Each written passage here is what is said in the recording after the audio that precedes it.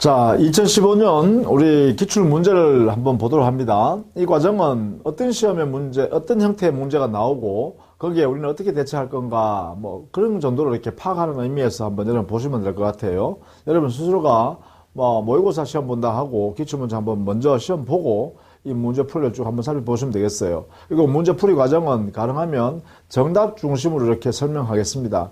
충분히 설명하는 것은 기본 교재를 가지고 이용해야 되니까 여기는 정답이 이런 의미에서 틀렸고 이런 의미에서 맞구나라는 정도만 해석하도록 하겠습니다. 자, 41번 문제 보죠. 통정 허위 표시 무효는 선의 제3자에게 대항하지 못한다는 규정에 있는데요. 제3자에 해당하는 자를 모두 고른 것은 했죠. 이 제3자라는 것은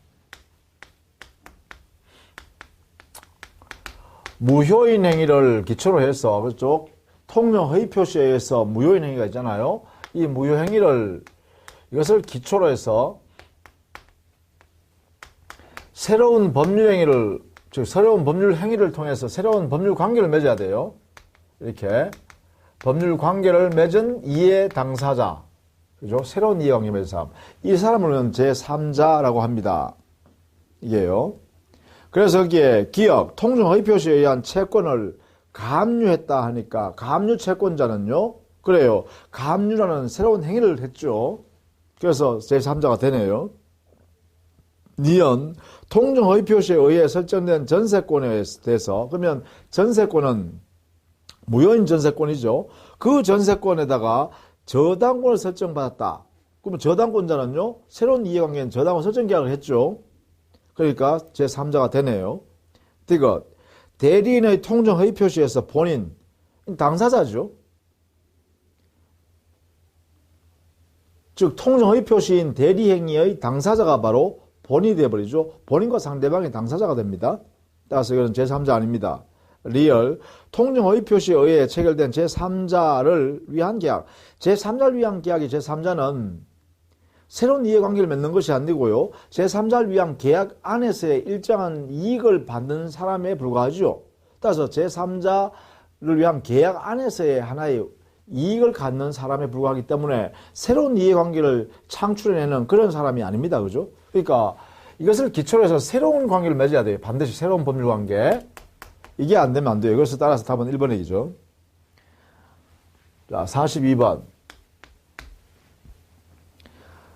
준법률행위에 해당되는 거 찾으라 했네요. 자, 준법률행위는 의사표시가 들어있지 않는 행위를 말합니다. 그죠? 여기는 의사표시가 들어가지 않는다. 그러면 어떤 거냐 하면 여기는 표현행위와 사실행위로 구성되어 있죠. 그래서 표현행위는 보통 의사의 통지, 관념의 통지 또는 감정의 표시 이렇게 나타내죠. 의사의 통지에는 뭐 각종 최고행위와 거절행위가 여기 들어가죠. 또 관념의 통지에는 각종 통지행위가 되거든요. 여기. 그 다음에 감정의 표시는 뭐 용서 같은 거죠. 그 다음에 사실행위는요. 사실행위는 일정한 의사표시를 통해서 이런 게 아니라 사람의 행위가 되면 일반적으로 사실행위가 되죠. 예를 들면 습득한다든가 뭐 주소를 설정한다든가 뭐 이런 것들이요. 그런 행위 자체가 바로 사실행위죠. 자, 여기에 해당되는 것 대신 이런 것들이 주로 묻습니다. 우리 시험에서는. 그죠? 그래서 여기서는 3번에 보시면 채무이행의 최고 요거 아닙니까? 그래서 표현행위인 준법률행위가 되겠네요. 그죠? 나머지는 전부 다 의사표시를 요소로 하는 법률행위들입니다. 43번. 갑은 토지거래 허가구역 내에 자신의 토지를 을에게 매도하였고 그 토지 허가를 받기로 하였다. 다음 설명 중 옳은 것 써냈죠. 43번은 토지거래 허가구역 안에서 토지 매매계약을 했다. 이 안에 있는 토지를 매매계약했다는 것이죠. 그러면 이 토지 매매계약은 우리 판례가요. 유동적 무효다 이렇게 하고 있죠. 허가 받을 때까지는. 그죠? 이런 상태가 됩니다. 허가를 받으면 소급해서 유효가 되고 그죠? 자, 그러면 봅시다. 자, 기억. 갑과 을은 토지거래 허가 신청 절차에 협력할 의무가 있다. 토지거래 허가구역이니까 이 매매계약을 유효로 만들기 위해서 허가 신청할 때 협력해야 됩니다. 서로 간에. 허가 신청에 대한 협력 의무가 있다.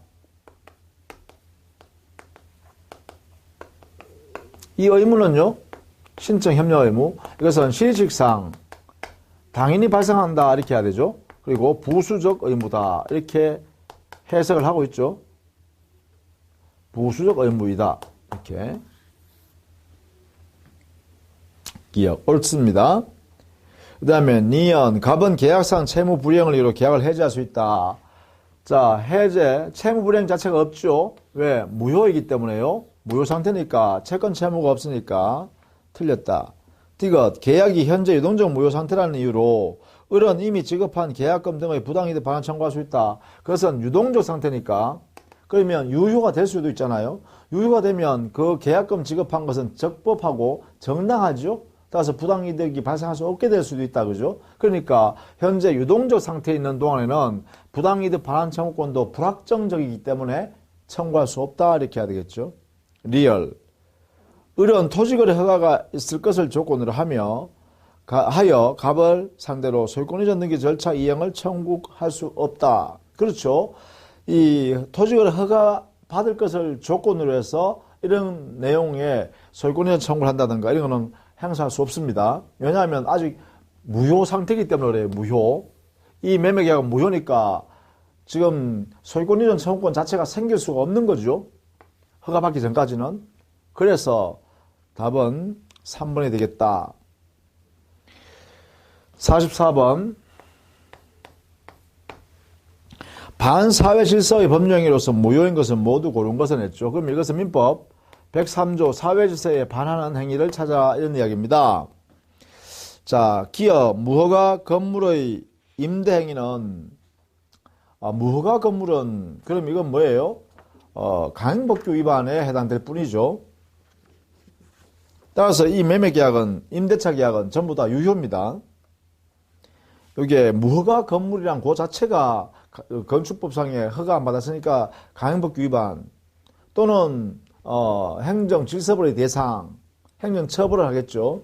그러나 임대행위 자체는 사법상의 행위이기 때문에 유효입니다. 니은, 처음부터 보험사고를 가장하기 위해서 보험금 취득할 목적으로 했으니까 이것은 뭐예요? 바로 사회질서 위반입니다. 오로지 보험금 취득할 목적으로 보험계약을 체결했다 할 때는 이것은 처음부터 무효입니다. 그것이 바로 사회질서 위반의 의도죠. 따라서 이거는 니은에 해당되네요. 디귿, 변호사가 민사소송의 소송 대가로 성공 보수를 받기로 하는 약정. 이것은요, 가능합니다. 당사 약정에서요.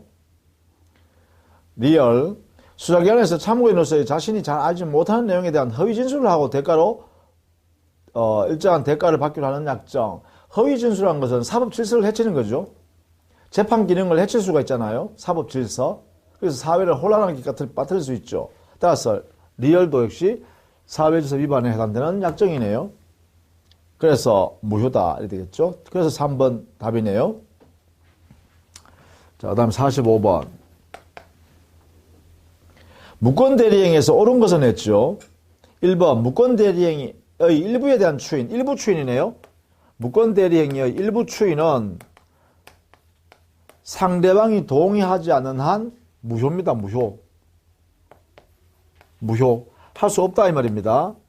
즉 일부 추인도 못하고요. 변경한 추인도 본인은 할 수 없고요. 조건을 붙여서 하는 조건부 추인도 허용되지 않습니다. 다 안 돼요. 이런 거는. 따라서 1번이 옳네요. 상대방 동의가 없지 못하면 그래 효력이 없다. 답은 1번이네요. 그죠? 2번 무권대리 행위 추인한 경우에 원칙적으로 추인한 때로부터가 아니라 소급했습니다. 처음부터입니다. 3번 무권대리 추인의 의사표시는 본인이 상대방이 하지 않으면 상대방이 그 사실을 알았더라도 상대방에게 대항하지 못한다가 아니라 상대방이 알지 못하는 한, 상대방이 알지 않는 한,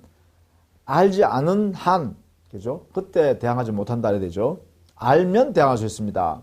4번 무권대리인의 계약 상대방은 계약 당시 대리권 없음을 안 경우에도 본인에 대해 계약을 철회할 수 있다 했는데 철회권 행사는 상대방이 선의이어야만 할 수 있습니다. 5번 무권 대리인이가 무권 대리인의 과실 없이 제3자의 기망 등 위법 행위로 야기된 경우 특별한 사정이 없는 한 무권 대리인은 상대방의 책임을 지지 않는다 했는데 무권 대리인의 책임은 무과실 책임입니다. 즉 과실이 없어도 상대방에 대해서 책임을 져야 한다. 이렇게 되죠. 자, 46번. 갑은 자신의 X 토지를 을에게 매도하고 중도금을 수령한 후 다시 B형에게 매도하고 소유권 등기까지 격려해 주었다. 이게 바로 이중매매죠. 이렇게 했잖아요. 갑은 을하고 매매계약을 1매매계약을 하고 다시 중도금을 받은 상태에서 2매매계약을 이렇게 했다 이 말이죠. 그러니까 갑은 부동산의 이중매매다 이래야 되겠죠. 그래서 이 이중매매에 관한 법리를 지금 설명하고 있는 거네요. 틀린 것은 했습니다. 5번 보시죠. 만약 병의 대리인 무가 병을 대리하여 X토지를 매수하여서 하면서 갑의 배임 행위에 적극 가담하였다면 그러한 사정을 모르는 병은 그 소유권을 취득한다 했는데 여기에 병의 대리인이 이렇게 하고 이 사람의 본인은 병이다. 이렇게 해보세요. 그럼 이때는요, 이 두 번째 이 매매 계약이 적극적 가담 행위여야 하려면 이 사람이 적극 가담해야 되죠? 대리인의 행위죠, 이게. 대리인 행위. 대리인 행위에서 적극 가담했다면 이 매매 계약은 사회질서 위반 103조에 의하여 무효가 되죠? 그러면 이 본인은요, 이 매매 계약은 무효이기 때문에 얘가 선이든 악이든 관계없이 이 매매 계약은 사회질서 위반에서 무효입니다. 이렇게요. 따라서 대리인 기준으로 판단하는 것이죠. 자, 이렇게 돼야 되겠죠. 그러므로 병은 소유권을 절대로 취득할 수가 없습니다. 취득할 수 없어요. 왜? 이게 무효가 절대적 무효이고 모든 사람의 무효잖아요. 따라서 대리인의 행위에서 무효가 되어버리면 본인도 소유권을 취득할 수 없죠. 권리를 취득할 수 없습니다. 따라서 5번이 틀린 질문이 되겠다. 그죠? 자, 그 다음 47번. 표현대리에 대한 설명을 옳은 것은 했네요.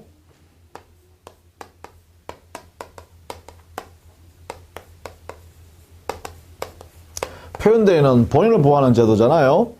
자, 1번 상대방의 유권대리 주장에는 표현대리가 포함된다가 아니라 표현대리는 무권대리죠. 첫 번째. 무권대리이기 때문에 유권대리 속에 표현대리가 들어갈 수 없죠. 2번 권한을 넘은 표현대리의 기본 대리권에는 대리인과 같은 종류의 행위에 관한 것이 한다. 그게 아니라요. 기본 대리권과 자 126조 월권대리입니다. 여기에서는 기본 대리권과 월권 대리권 이 대리권의 종류는 동종 유사할 필요가 없죠. 동종 유사할 필요가 없다. 그죠? 전혀 별개의 행위라도 가능하다. 이렇게죠. 3번 권한을 넘은 표현대리의 기본 대리권에는 대리인에 의해 선임된 복대리인의 권한도 포함한다. 즉 복대리 제도에도 126조가 적용된다. 그죠? 왜냐하면 복대리 제도도 그냥 보통의 대리 제도입니다. 따라서 임의 대리에 관한 내용들은 전부 다 이게 적용될 수 있는 거죠. 그러므로 126조 당연히 복대리에 적용된다. 이렇게 해석해야 되죠. 옳은 질문이네요. 이렇게. 4번 대리권 수요 표시에 한 표현대리는 125조 표현대리인데 여기에 대리권 수요 표시는 대리권 또는 대리인이라는 표현을 사용한 경우에 한정된다 했는데 이것은요 대리권 대리인이라 표현하지 않아도 이게요 연락사무소 이런 용어를 사용하는 것도 역시 여기에 대리권 수요 표시에 해당되죠. 그렇게 해석하는 것이 판례입니다. 따라서 4번도 틀렸죠. 5번 대리권 소멸 후의 표현대리 이것은 129조의 표현대리인데 여기가 인정되고 그 표현대리 권한을 넘는 대리인가 되는 경우 그러면 129조에 126조가 경합되는 거죠. 자 126조 여기에서요 기본 대리권은 월권 대리 했는데 129조와 126조가 경합이 될 때는 역시 126조로 해결한다라는 것이 판례죠. 이렇게요. 126조 문제로 해결한다. 이렇게 해결합니다. 따라서 권한을 넘은 표현들이 성립하는 거죠. 자, 그 다음 48번. 미성년자 갑은 법정 대리인 병의 동의 없이 자신의 토지를 갑이 미성년자임을 안 을에게 매도하고 대금 수령과 동시에 소유권 이전 등기를 해주었는데 병이 갑의 미성년을 이유로 매매계약을 적법하게 취소하였다. 자, 법정 대리인이 병이 그러면 미성년자 갑의 행위를 취소했다는 거잖아요. 적법하게. 그죠? 그러면 소급해서 무효가 되겠죠. 자, 틀린 것은 했으니까 5번 보세요. 만약 을이 상대방입니다. 미성년자와 거래한 상대방, 알고 있는 상대방 을이죠. 을이 선의의 정에게 매도하고 이전 등기하였다면 병이 취소하였더라도 정은 소유권을 취득한다 했는데 이때 제한 능력을 이유로, 즉 미성년자인 제한 능력을 이유로 취소한 경우에는 이 취소는 절대적 취소로서요. 선의의 제3자든 악의 제3자든 제3자를 보호하지 않습니다. 그러니까 여기에 정, 즉 을과 거래한 정은 절대로요. 권리를 취득할 수가 없습니다. 그래서 여기에 있는 미성년자 갑에게로 다시 그 재산권을 반환해 줘야 합니다. 따라서 정은 소유권을 취득할 수 없다라고 해야 됩니다. 제한 능력자는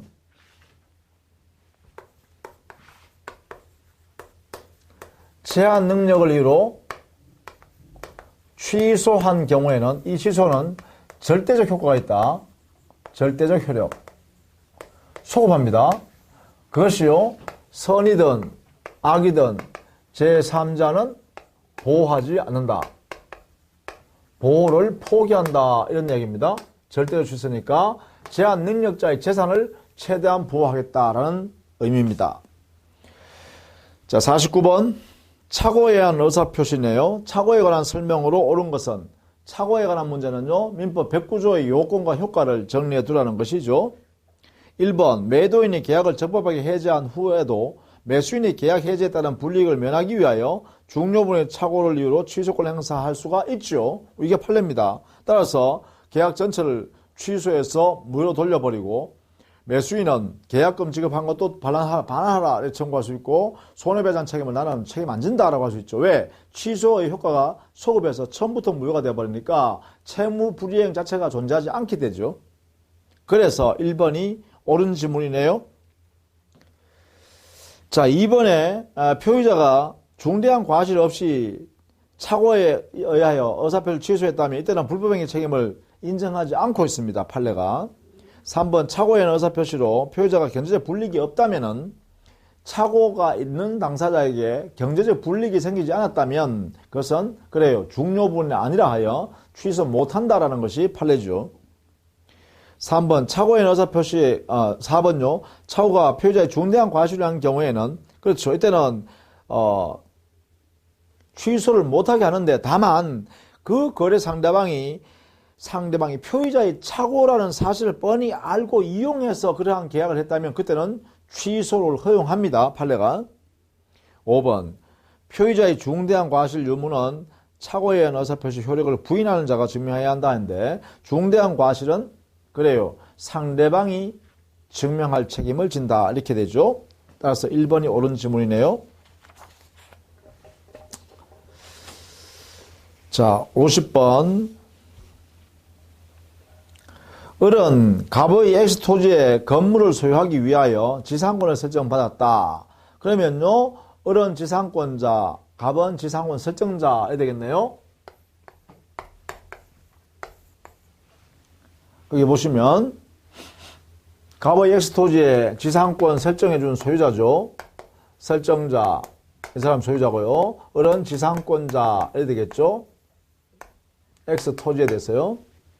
자, 이런 상태에서 옳은 것은 했죠. 1번 을은 갑의 의사에 반하여 제3자 지상권 양도할 수 있죠. 지상권 양도라는 지상권자의 처분행위는 절대적 보장입니다.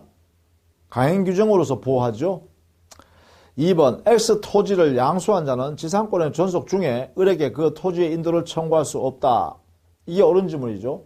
그 이유는 왜냐하면 지상권은 당의 목적 토지를 직접 지배하여 이득을 취할 수 있는 물권이잖아요. 물권.